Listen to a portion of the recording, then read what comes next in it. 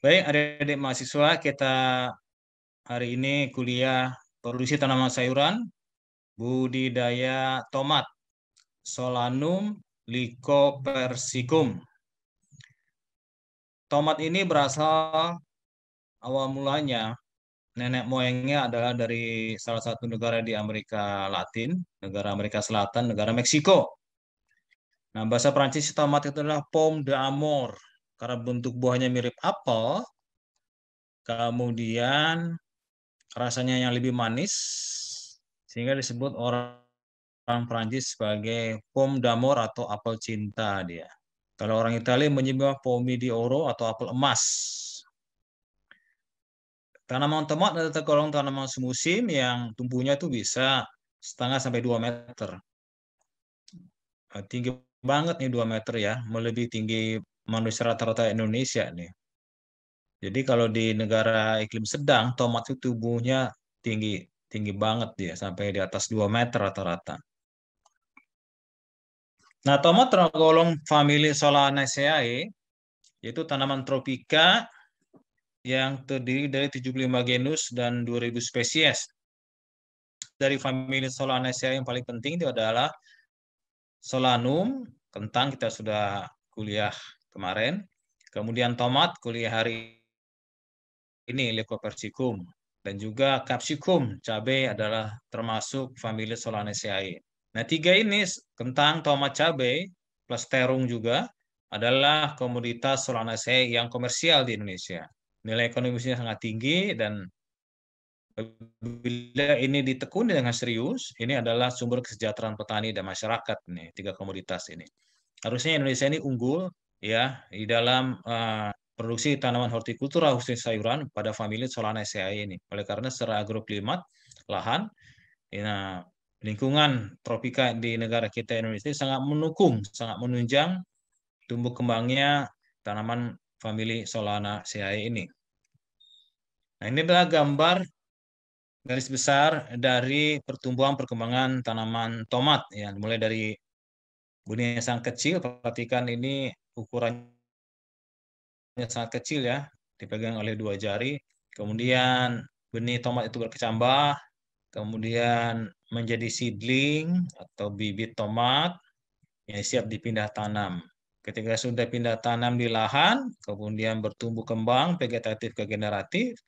Generatifnya mulai muncul bunga, dan dari bunga ini muncul buah yang kecil, sejenis buah beri. Buah itu membesar, demikian membesar sehingga dalam satu tandan itu banyak sekali isinya, seperti ini.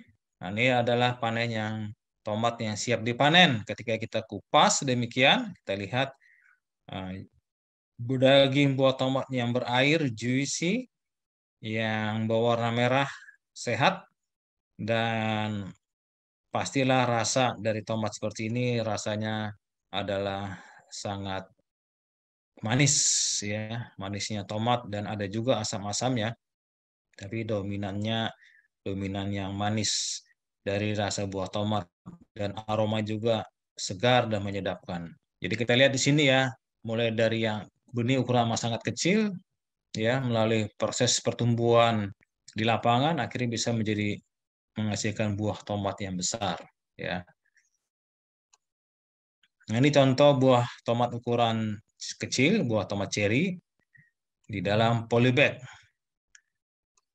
Nah, tipe pertumbuhan tomat itu bisa 2 tipe, yaitu tipe determinate dan tipe indeterminate. Nah, kita mulai dari determinate atau terbatas. Tipe terbatas atau tipe determinate dari tomat ini ciri khasnya adalah pertumbuhan vegetatifnya itu ya berhenti ketika fase generatif tanaman mulai tumbuh. Jadi tanaman tomat vegetatif tipe terbatas, tipe determinate itu pertumbuhan vegetatifnya berhenti, tidak bertambah tinggi, dan diteruskan pertumbuhan generatifnya. Nah, ciri khasnya berbunga serentak dia. Jadi kalau lihat pada gambar ini ya, pada bagian ujung itu adalah bagian bunganya. Ya, muncul tandan bunga seperti ini. Nah, kalau secara skematik, tipe terbatas, determinate, nah ini dia tanda bunga di ujungnya.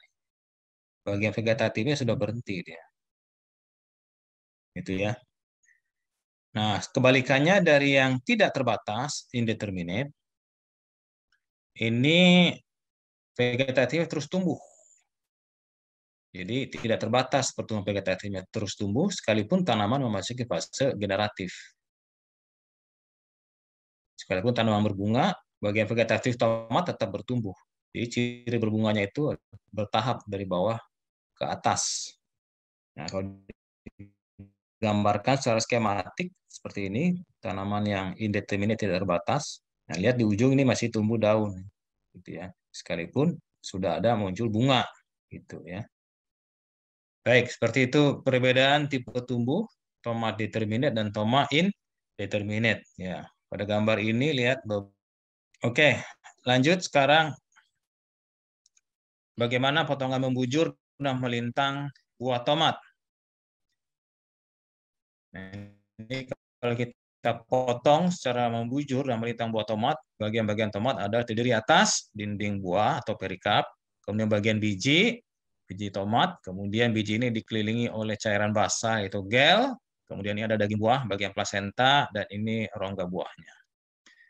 Nah, ketika matang, biji dikelilingi oleh bahan gel yang normalnya memenuhi rongga buah, seperti dijelaskan dalam gambar di atas. Warna buah tomat itu yang bertanggung jawab adalah akibat pigmentasi pigmen likopen. Dan warna buah tomat yang kuning atau jingga itu akibat pigmentasi dari pigmen karotenoid. Ini secara lebih jelas bagian dari buah tomat, terdiri atas kulit, kemudian seeds, kemudian gel, perikarp, plasenta, columella, dan perikarp bagian luar. Pemahaman tentang bagian-bagian irisan lintang buah tomat ini penting, terlebih kalau kita hendak mendalami fisiologi pasca panen buah tomat, ya. Karena setiap bagian dari irisan buah tomat di dalam ini itu mempunyai fungsinya masing-masing dan juga akan berpengaruh terhadap kualitas buah tomat, ya. Itu sebabnya pemahaman tentang bagian dalam buah tomat itu penting di dalam pemahaman pasca panen buah tomat. Nah, ini kalau kita perhatikan bagaimana proses pertumbuhan perkembangan tanaman tomat, ya. Tanaman tomat bisa bertumbuh dengan baik dan sehat apabila memperoleh cukup air, kemudian ada masukan nutrisi unsur hara, kemudian tanah di mana tomat itu berakar, tanahnya itu mempunyai respirasi tanah yang bagus, ya, ada oksigen, kemudian juga ada pengeluaran CO2 keluar dari tanah. Kemudian di atas lahan, ya, above ground, maka tanaman tomat juga membutuhkan masukan cahaya matahari, kemudian juga untuk proses fotosintesa memerlukan CO2 sehingga menghasilkan oksigen dan air. Nah, ini proses yang berjalan dalam bentuk seimbang, ya, dalam bentuk keseimbangan, yaitu pergerakan air dan nutrisi unsur hara ke bagian atas, kemudian juga ada pergerakan bagian fotosintesa tanaman ke seluruh bagian tanaman dan juga ke bagian below ground. Jadi proses keseimbangan yang harus kita simak walaupun tidak terlihat, ya. Proses metabolisme dalam tanaman tomat itu di dalamnya tidak terlihat, tapi harus kita perhatikan, harus kita pahami, ya, untuk supaya kita bisa berbudidaya tomat secara agronomis dan secara ekonomis. Nah, apa kebutuhan atau syarat tumbuh tanaman tomat? Tomat baik tumbuh pada pH netral, pH antara 5,5 sampai 7, mengandung bahan organik yang tinggi.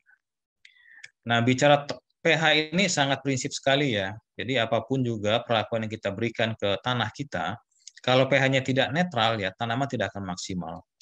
Jadi memang rahasia pertumbuhan tanaman yang sehat, termasuk tanaman tomat, ya, supaya bagus pertumbuhannya pH-nya itu harus netral dulu, saudara, sesuai dengan kebutuhan minimal tanaman tomat. Karena kalau pH-nya masih masam, seperti halnya tanah di tropis di Indonesia ini tanah-tanah masam itu kurang optimal untuk bertumbuh dan perkembangan tanaman tomat. Nah, apabila pH sudah netral, baru kita tambahkan bahan organik yang cukup. Ya, ini juga kelemahan tanah-tanah masam di Indonesia itu biasanya miskin bahan organik. Kemudian kelembaban yang bagus untuk tanaman tomat itu kelengasan atau kelembabannya seragam, berdrainase baik. Kemudian tanah tersebut ya sebaiknya terhindar dari penyakit layu fusarium atau verticillium. Jadi kalau sebelumnya di lahan tersebut sudah ada penyakit ini, nah sebaiknya dihindari ya, karena penyakit ini akan ditularkan, akan diteruskan kepada generasi berikutnya. Tomat adalah tergolong akar tunggang dan kedalamannya sekitar 50-60 cm. Akarnya relatif dalam, saudara, sehingga relatif toleran terhadap kekeringan. Kalau demikian, tetap tomat membutuhkan air yang cukup ya. Dia membutuhkan 25-30 mm per minggu, dan pada hari panas dan kering ya evapotranspirasi yang keluar dari kanopi tomat itu bisa lebih dari 10 mm, cukup tinggi. Suhu ideal optimum untuk pertumbuhan dan perbungaan tanaman tomat itu suhu siang itu antara 25 sampai 30 derajat Celcius dan suhu malam 16 sampai 20 derajat Celcius. Nah, ini mencirikan bahwa tanaman tomat itu idealnya tanam di dataran tinggi. Karena dataran tinggi memiliki suhu malam ini 16 sampai 20 derajat Celcius. Di dataran rendah suhu malamnya itu lebih panas ya, lebih tinggi daripada di atas 20 derajat Celcius suhu malamnya. Kebutuhan hara bagi tanaman tomat sangat penting diperhatikan karena tomat membutuhkan nutrisi yang mencukupi ya. Jangan sampai ada salah satu unsur hara yang berkurang atau kekurangan defisiensi karena akan berlaku hukum Lebig. Apabila satu kekurangan unsur hara, dia akan menjadi faktor pembatas. Faktor pembatas sehingga tanaman tidak akan tumbuh maksimal. Jadi semua hara harus dalam keadaan optimum. Nah, hara ini yang penting bagi tanaman tomat diantara hara nitrogen. Ya, unsur hara nitrogen penting untuk pertumbuhan vegetatif. Tapi apabila diberikan nitrogen yang berlebihan, maka yang terjadi adalah pertumbuhan vegetatif akan berlebihan. Ya, urea atau nitrogen diberikan berlebihan, maka vegetatif terus yang tumbuh, saudara. Dan ini tentu akan memperlambat proses generatif, memperlambat bahkan mengurangi pembentukan buah. Jadi nitrogen harus diberikan dengan tepat takaran dan tepat waktu. Kemudian nutrisi hara yang berikutnya penting adalah fosfor yang berguna untuk pertumbuhan awal, khususnya bagian akar dan juga pembungaan. Kalium diperlukan pada fase generatif untuk kualitas buah, begitu ya. Jadi nitrogen, fosfor, kalium sebagai unsur hara mayor yang penting bagi tanaman tomat. Di samping itu juga unsur hara kalsium Ca, unsur hara mayor sekunder, Ca juga penting untuk pembentukan buah, untuk kualitas buah. Nah, dijelaskan tadi di awal bahwa tomat adalah khususnya sayuran dataran tinggi ya. Ideal ditanam di dataran tinggi. Walaupun sekarang ini banyak juga petani yang membudidayakan tomat di dataran rendah. Karena di dataran tinggi produksinya memuaskan, kualitasnya bagus ya. Nah, umumnya di atas ketinggian 800 di atas permukaan laut. Walaupun di Provinsi Lampung ini, khususnya di Kabupaten Tanggamus, Kota Gisting ya, saya perhatikan banyak juga petani tomat di sana. Gisting itu tergolong antara medium, tetapi hawanya sejuk dan relatif cukup bagus tanaman tomat di sana. Ya. Dan pada ketinggian 800 meter atas permukaan laut, ya positifnya adalah serangan bakteri layu itu rendah. Kemudian pembentukan buah atau fruit set itu tergolong bagus. Ya, jadi buah-buah yang tanaman tomat yang tumbuh di dataran tinggi itu buahnya besar-besar, saudara, dibandingkan dengan tanaman tomat yang dibudidayakan di dataran rendah. Jadi fruit set pembentukan buahnya memang ideal di dataran tinggi itu. Jadi memang tomat ini sebaiknya ditanam di dataran tinggi ya. Bagaimana halnya apabila kita menanam di dataran rendah? Ya umumnya petani lokal itu menanam secara skala kecil ya. Nah, tanaman tomat di dataran rendah hanya saja memang tidak memenuhi syarat tumbuh minimal ya, sehingga hasilnya menjadi rendah. Tapi saat ini banyak sekali tomat komersial yang ditanam di dataran rendah dengan teknik hidroponik ya. Hidroponik dengan teknik-teknik budidaya di dalam lingkungan yang terkendali sehingga produksinya bisa di manage, bisa diatur sehingga bisa lebih maksimal. Dan buah-buah tomat hidroponik ini sasaran target pasarnya adalah pasar swalayan, ya, golongan menengah ke atas karena harganya juga harga khusus untuk budidaya tomat organik. Nah, tomat diperbanyak dengan benih, bisa dengan direct seeding atau bertanam langsung, atau bisa juga dengan pindah tanam. Nah, ini Anda harus bisa menjelaskan nih perbedaan benih yang ditanam langsung, direct seeding dengan benih yang ditanam secara pindah tanam, transplanting, ya. Tentu ada perbedaannya, ya. Yang ditanam pindah tanam biasanya ini yang banyak dipraktekkan oleh petani karena lebih banyak positifnya teknik menanam dengan direct planting ini. Karena kita bisa menseleksi di persemaian mana-mana bibit yang siap untuk dipindah tanamkan di lahan. Cara tanam di lahan, cara tanam tomat itu dalam barisan 60 sampai 75 cm dan antar barisan 120 sampai 150 cm. Nah, untuk cultivar tomat indeterminate, ya, cultivar indeterminate yang pertumbuhan vegetatifnya tidak berhenti terus tumbuh, nah itu tinggi sekali itu. Biasanya diperlukan ajir akibat pertumbuhan vegetatif yang terus bertumbuh ya. Lebih tinggi pohonnya sehingga dibutuhkan ajir. Ketika tanaman berbunga, maka buah tomat ini sifatnya menjadi lumbung atau sing, ya. Yang mana fotosintesis utama itu akan disimpan di sing atau lumbung ini. Nah, fotosintesis ini yang disimpan ke bagian sing dari source bagian daun, ya digunakan untuk pertumbuhan buah, perbesaran buah, ya. Sehingga akibatnya pertumbuhan vegetatif, ya suplai fotosintat untuk pertumbuhan vegetatif dia akan berkurang secara proporsional. Karena fotosintat akan digunakan untuk perbesaran buah tomat. Ya, itu wajar secara alamiah, ya. Buah matang pada usia sekitar 1 sampai 2 bulan, 35 sampai 60 hari setelah terjadinya antesis. Dan selama proses pematangan buah ini sangat menarik sekali bagaimana perubahan fisiologis, ya yang terjadi di dalam buah selama pematangan itu seringkali menjadi subjek penelitian pasca panen. Pemeliharaan tomat. Perimbangan pertumbuhan vegetatif dan reproduktif yang tepat perlu dilakukan. Ya, jadi perimbangan pertumbuhan vegetatif dan reproduktif bisa dilakukan dengan melakukan pemangkasan ya, dan juga perompesan tunas-tunas liar. Ya. Tomat indeterminate yang tumbuh vegetatifnya terus tumbuh tidak terbatas, indeterminate, dia sangat tinggi sehingga perlu ajir sebagai penopang batang utama. Dan juga semua cabang yang tidak berguna harus dibuang dan dilakukan pemotongan pucuk. Nah, ini contoh dari kanopi tomat ya. Kalau hanya satu batang yang kita pertahankan tumbuhnya meninggi seperti ini ya.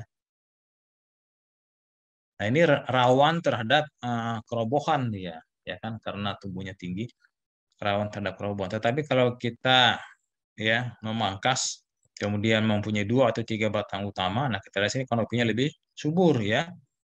Dan proteksi daunnya itu daunnya lebih subur, proteksi daun terhadap buah ya itu lebih bagus karena buah itu akan banyak tertutup oleh daun ini begitu ya. Ketimbangnya satu batang ini daun buahnya itu akan banyak terdedah, terekspos oleh sinar matahari. Tapi kalau yang rimbun seperti ini buah tomat akan ternaungi oleh daun-daunnya sendiri gitu ya. Nah, ini adalah contoh pemangkasan pucuk-pucuk liar ya yang timbul di ketiak daun kita pinch aja, kita pangkas ya karena ini adalah parasit fotosintat. Fotosintat diekspor ke bagian pucuk liar ini yang tidak berguna lebih bagus. Fotosintat ditaruh ke bagian perbesaran buah daripada ke pucuk liar ini. Itu maksudnya membuang tunas-tunas liar. Nah, tomat tipe determinate pemangkasan pembuangan cabang seperlunya saja, asal tidak terlalu rimbun. Umumnya dibiarkan 5 tandan buah. Tanaman perlu ditopang tumbuhnya dengan tonggak bambu atau dililit tali raffia karena tomat tidak mempunyai sulur ya. Dia tidak seperti tanaman Cucurbitaceae yang punya sulur ya, dia famili Solanaceae, jadi enggak ajirnya itu perlu diikat dengan bantuan tali raffia. Nah, seperti dijelaskan tadi ya, daun bawah bisa aja dipangkas ya untuk mengurangi suplai fotosintat kepada daun yang tidak produktif dan juga bisa mengurangi sumber percikan air hujan yang bisa saja mengandung patogen tanah. Nah, bagaimana halnya dengan kebutuhan nutrisi unsur hara? Tadi sudah dijelaskan di awal bahwa tomat membutuhkan nitrogen, fosfor, kalium, dan kalsium sebagai pupuk dasar ya. Dengan dosis nitrogen sekitar 50 sampai 100 kg per hektar dan P2O5 80 sampai 100 kg per hektar dan K2O 60 sampai 120 kg per hektar. Nah, sebaiknya sebelum menanam tomat kita berikan dahulu pupuk kandang sebanyak 10 sampai 20 ton per hektar ya. Atau lebih kurang setengah sampai 1 kg per tanaman. Ya, pemberian bahan organik dalam bentuk pupuk kandang ini kalau menurut saya di lahan-lahan masam tropis di Indonesia ini adalah wajib ya.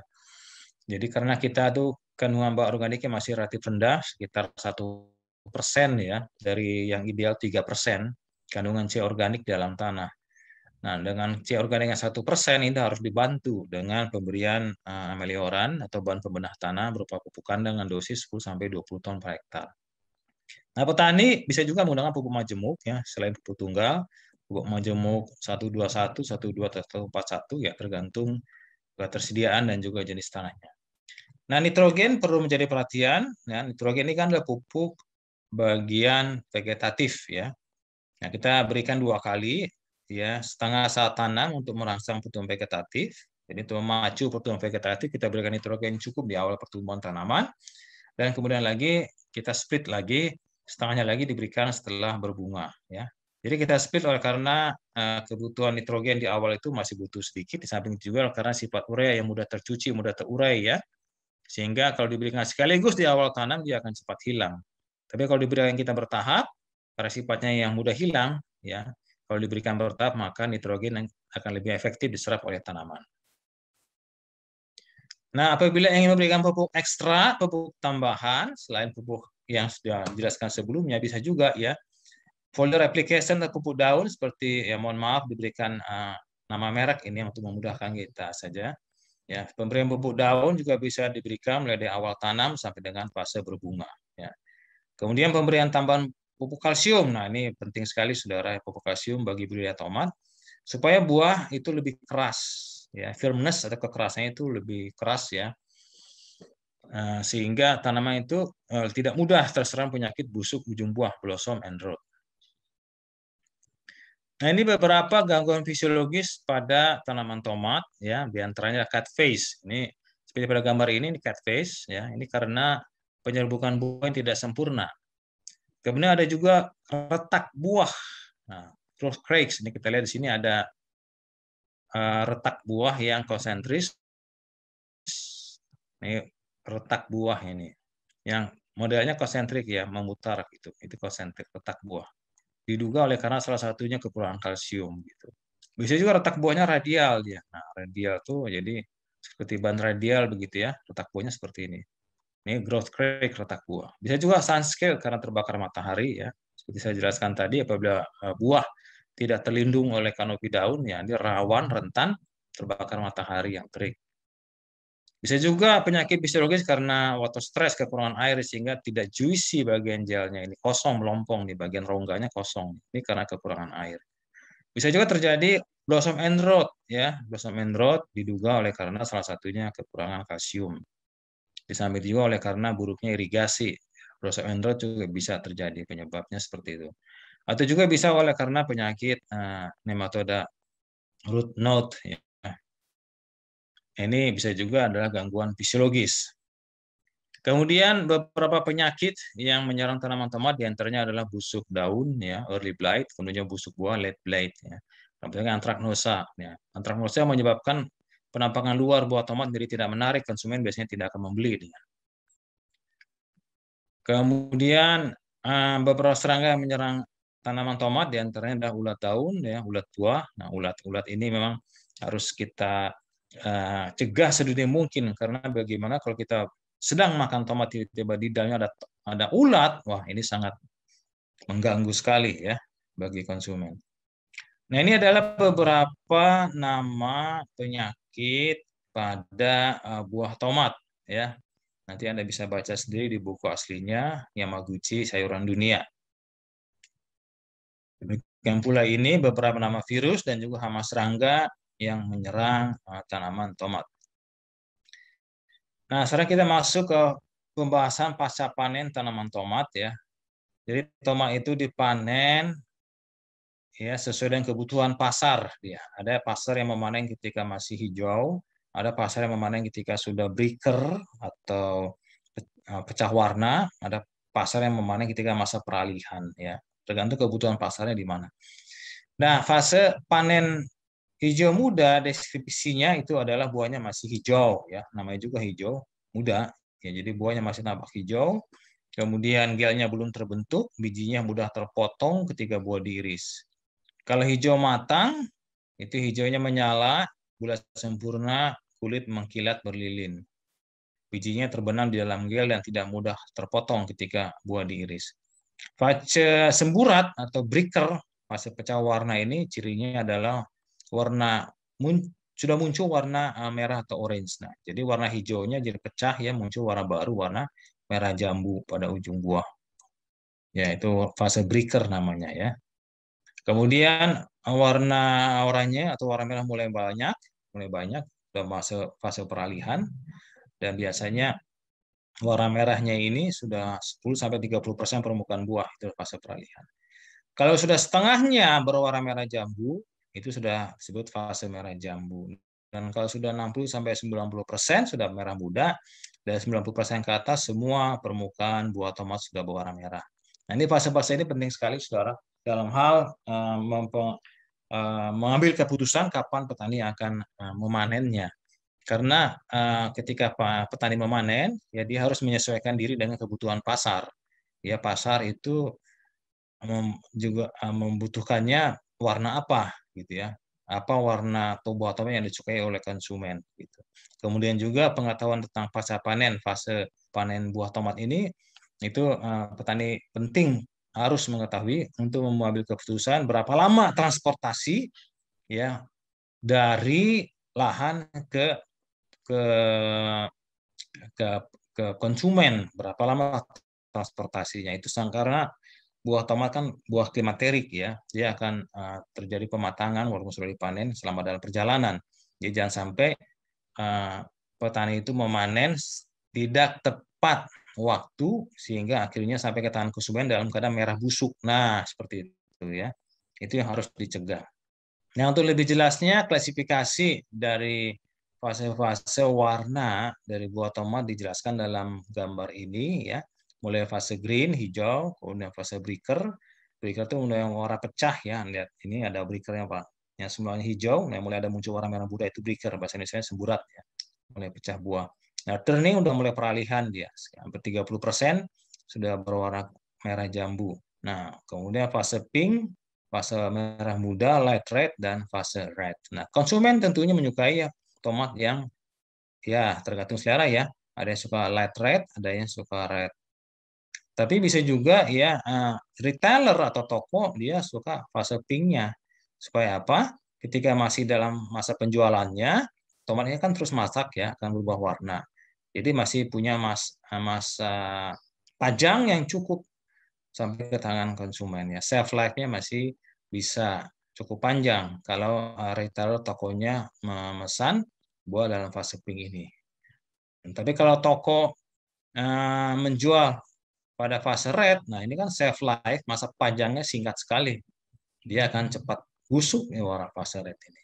Nah, itu ya pemahaman tentang fase pasca panen ini penting sekali, saudara, di dalam hal fisiologis dan juga sekaligus ekonomis bagi penjualnya.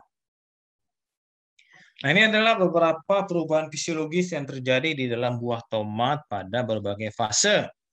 Dijelaskan di awal bahwa buah tomat itu fase awalnya fase hijau muda, kemudian fase hijau matang, fase merah jambu, fase merah muda, dan fase merah tua. Itu adalah fase-fase pematangan buah. Nah, dalam setiap fase pematangan buah akan terjadi perubahan dalam hal apa? Perubahan komposisi gula dan asam. Gitu ya, selama fase-fase pematangan buah tomat itu.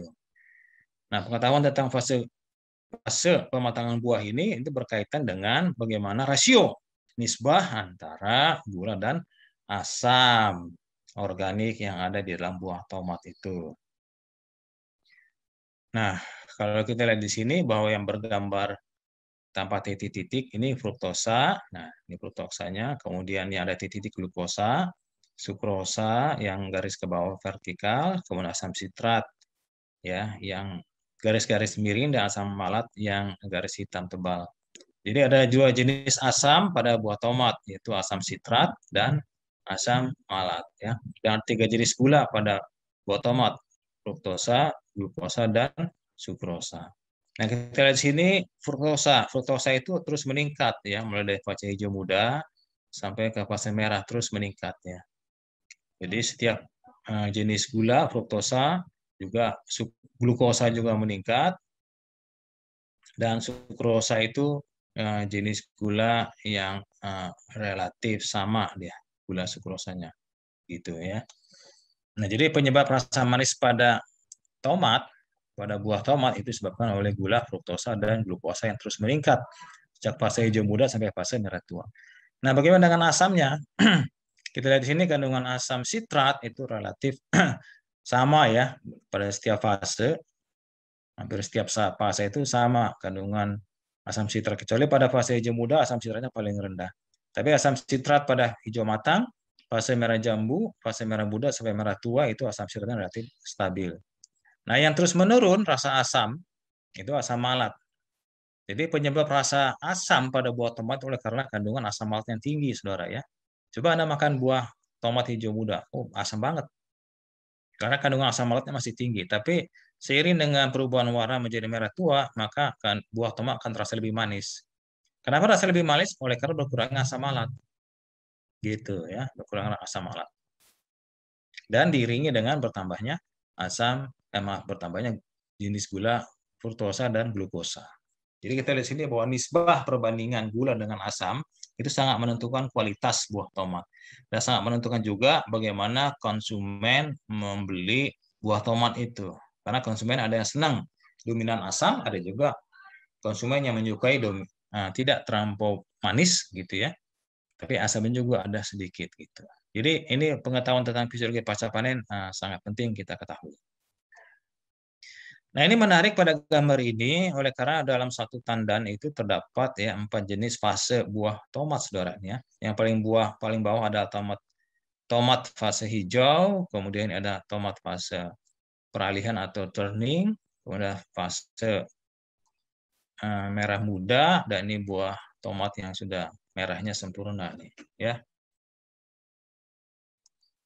Oke, ini adalah tomat di rumah kaca, ya. Ini pertanian yang sudah sangat maju. Kita perhatikan bagaimana tomat dibudidayakan dalam lingkungan terkendali, ya. Kita lihat di sini medianya menggunakan media khusus, ya, dalam rumah kaca yang ditutup oleh mulsa. Kemudian perhatikan bagaimana sehatnya daun itu, bebas dari hama, bebas dari penyakit, dan bagaimana daun tomat itu juga buahnya nampak sini merata buahnya, ya. Merata buahnya, satu tanda ada 3, ada 5.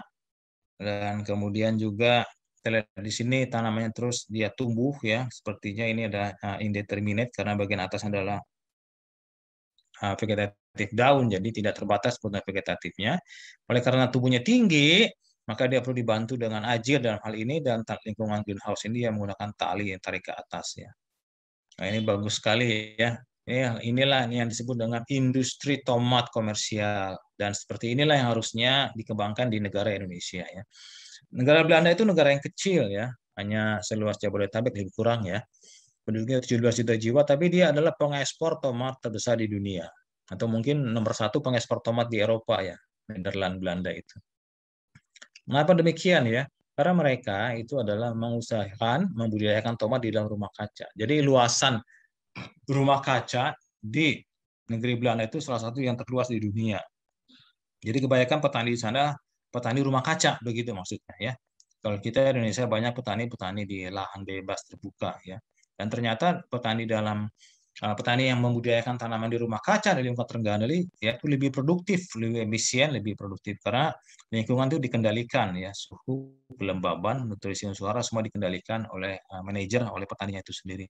Nah, ke depan seharusnya mahasiswa Fakultas Pertanian itu berpikir ke arah sana, ya. Bagaimana kita membudidayakan tomat kita atau juga sayuran tropis kita dalam skala industri. Dalam skala industri, kita tidak berpikir dalam skala kecil lagi. Kalau kita hanya berpikir dalam skala kecil, mindset kita hanya berpikir dalam skala kecil, kita akan kalah bersaing, saudara, ya. Tapi kita harus bisa bermain dalam skala agroindustri. Karena dalam skala itulah skala yang ekonomis visible, ya. Kalau tomatnya dibudidayakan secara kecil-kecilannya, relatif kecil keuntungan. Tapi kalau dalam skala yang agroindustri, dengan skala yang visible, nah itu lebih menguntungkan, lebih mensejahterakan. Nah, ini adalah alat bantu vibrator di dalam budidaya tomat rumah kaca lingkungan terkendali, oleh karena dalam lingkungan terkendali tidak ada angin ya, perlu ada alat bantu vibrator ini. Baik, itu saudara beberapa materi dalam kuliah saya. Dan terima kasih kepada mahasiswa yang telah membantu menyempurnakan slide PowerPoint ini. Terima kasih juga kepada mahasiswa yang bantu video pembelajaran, dan materi ini Bapak ambil dari buku Yamaguchi, dari internet juga beberapa buku Tomat Handbook ya. Baik, demikian